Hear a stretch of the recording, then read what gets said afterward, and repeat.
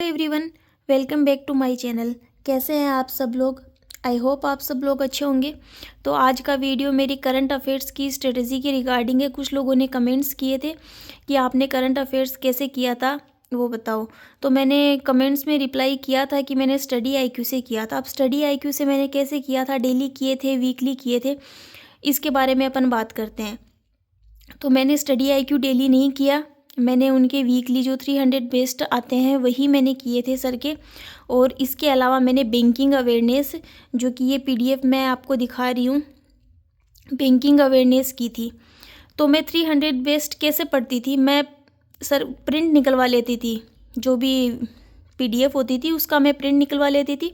उसके बाद में उस वीडियो को देखती थी और जो जो सर साथ में बोलते थे मैं सारी चीज़ें नोट डाउन करती थी, एक भी चीज़ नहीं छोड़ती थी, क्योंकि वो बहुत ज़्यादा इंपॉर्टेंट है। उससे आरआरबी पीओ में मुझे बहुत हेल्प मिली। मैंने आरआरबी पीओ में 18.75 मार्क्स गेन किए हैं अभी, जो कि एक अच्छा स्कोर है। और आरआरबी क्लर्क में भी 11 पॉइंट समथिंग मेरे मार्क्स आए हैं। और जिन लोगों ने आरआरबी क्लर्क का पेपर दिया था उन्हें पता है कि आरआरबी क्लर्क का जीए काफ़ी टफ था।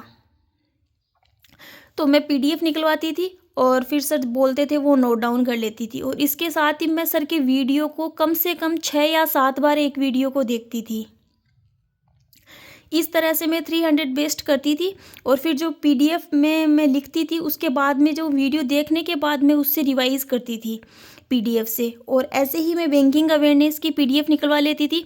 इस वीडियो को मैं कम से कम 3-4 बार देखती थी पीडीएफ निकलवाने के बाद, और जैसे हाईलाइट कर लेती थी। आप देख सकते हैं इसमें मैंने सारी पीडीएफ निकलवाई हुई है, जुलाई, जून, मई और अगस्त। ये मार्च की भी मैंने निकलवाई हुई है। और इसमें मैं देखो सर जो जो बोलते थे वो सारी चीज़ें मैं नोट डाउन करती थी। बैंकिंग अवेयरनेस के वीडियोस देखना और इन पीडीएफ को पढ़ना बहुत ज़्यादा इंपॉर्टेंट है, क्योंकि इसमें सर आरबीआई के सर्कुलर करवाते हैं और भी बैंकिंग से रिलेटेड सारी न्यूज़ करवाते हैं, जिससे काफ़ी क्वेश्चंस आते हैं। तो इनको अच्छे से पढ़ना ज़रूरी है। आप 2-3 बार वीडियो देखो स्टडी आईक्यू वाले सर से, और उसके बाद में पीडीएफ निकलवा के इस पीडीएफ को रिवाइज करो जब एग्ज़ाम पास में आ जाए। क्योंकि सबसे बड़ी प्रॉब्लम क्या होती है हमारे अंदर कि ये मैंने खुद फेस किया है। पिछले साल मेरे भी 6-7 नंबर ही आते थे, इससे ज़्यादा नंबर नहीं आते थे। कि आप एक ही सोर्स को फॉलो करो, जिनको फॉलो कर रहे हो उसको बार बार में पढ़ो। आप अगर आप बार बार नहीं पढ़ोगे तो आप रिटेन नहीं कर पाओगे। फिर आप क्विज दे सकते हो, जैसे मैंने पैरेलल किया था, स्टडी आईक्यू से ही मैंने सब कुछ किया था। उसके अलावा मैंने किसी टीचर को फॉलो नहीं किया। इन सर के 300 बेस्ट कर लिए और इनकी बैंकिंग अवेयरनेस की वीडियोस कर ली। उसके बाद में जो स्मार्ट कीड़ा की मॉक ड्रिल की जो क्विजेज आती है, वीकली क्विज आती है, जिसमें 160 क्वेश्चन होते हैं एक क्विज में। वीकली 4 वीक की 4 आ जाएगी, 160 क्वेश्चन होते हैं उनमें।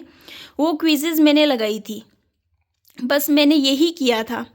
और मैंने बार बार इन्हीं को रिवाइज़ किया था। स्टडी आईक्यू से मैं पढ़ती थी, फिर मैंने वापस बार बार क्विज़ लगाती थी मैं, उससे चीज़ें रिटेन हो जाती है। अब हमारे साथ क्या होता है कि हम सोचते हैं आजकल बहुत सारी पीडीएफ अवेलेबल है, फ्री में टेलीग्राम पर अवेलेबल होती है, तो हम सोचते हैं ये भी पढ़ ले, ये भी पढ़ ले। जैसे ही एग्ज़ाम पास आती है सारे सर्स मैराथन लेके आते हैं, तो हमें लगता है कि हाँ इन सर से अपन थोड़ा कर ले, ये मैराथन अपन कर ले तो क्या पता 1-2 क्वेश्चन हो जाए। जबकि ऐसा नहीं होता है। हम अपने मन को शांति दे सकते हैं कि हाँ अगर अपन ये मैराथन कर लिया, अपन ने इतना पढ़ लिया, या अपन ने 300 पेज की पीडीएफ पढ़ ली, लेकिन इससे हम रिटेन नहीं कर पाते हैं कुछ भी, और एग्ज़ाम में हम क्वेश्चंस भी नहीं कर पाएंगे। तो सबसे ज़रूरी है कि एक ही सोर्स पे स्टक रहो, उसको बार बार में रिवाइज करो, क्योंकि सारे टीचर्स बेस्ट है, जिससे आप पढ़ रहे हो वो सारे बेस्ट ही है। 40 क्वेश्चंस आते हैं, आरआरबी पीओ में 40 क्वेश्चंस आए थे। तो जब एनालिसिस देखा था तो सारे टीचर्स के 25-30 के बीच में क्वेश्चन सारे टीचर के पढ़ाए हुए आ रहे थे। लेकिन बात यह है कि उन सर से पढ़ के आपने रिवाइज़ कितना किया। आप किसी भी सर को फॉलो करो, लेकिन सिर्फ उन्हीं को फॉलो करो और बार बार में रिवाइज़ करो। और मैंने तो स्टडी आईक्यू किया था और इससे मुझे काफ़ी प्रॉफिट हुआ था। और मेरा करंट अफेयर्स का सेक्शन काफ़ी अच्छा गया था। 18.75 मेरे मार्क्स आए थे, जो कि एक अच्छा स्कोर है।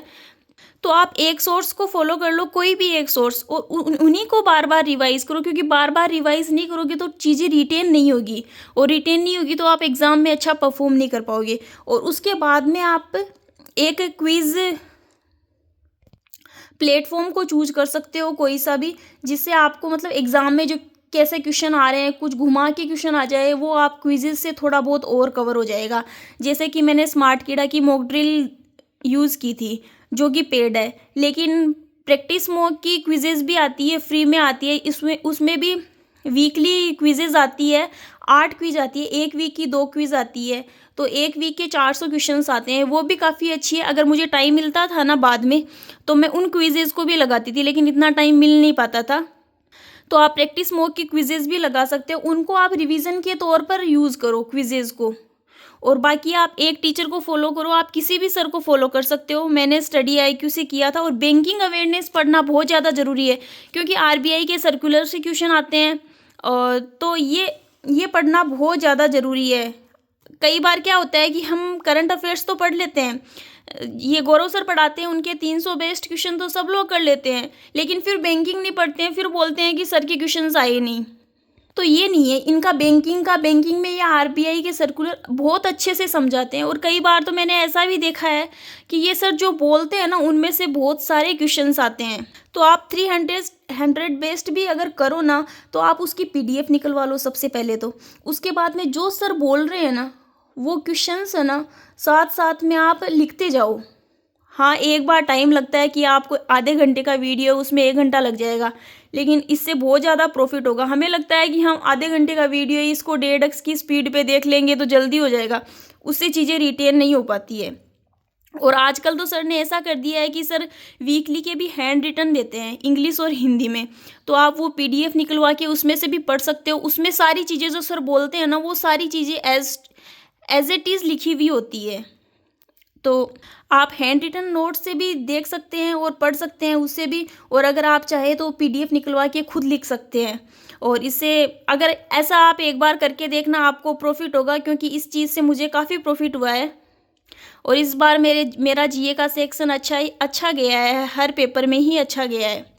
तो मैंने तो बस यही चीज़ें फॉलो की थी, स्टडी आईक्यू और उसके बाद में मॉक ड्रिल। तो अगर आप स्टडी आईक्यू वाले सर को फॉलो करना चाहें तो आप कर सकते हैं, और स्मार्ट कीड़ा की मॉक ड्रिल भी काफ़ी अच्छी है। तो मैंने करंट अफेयर्स के लिए यही किया था बस।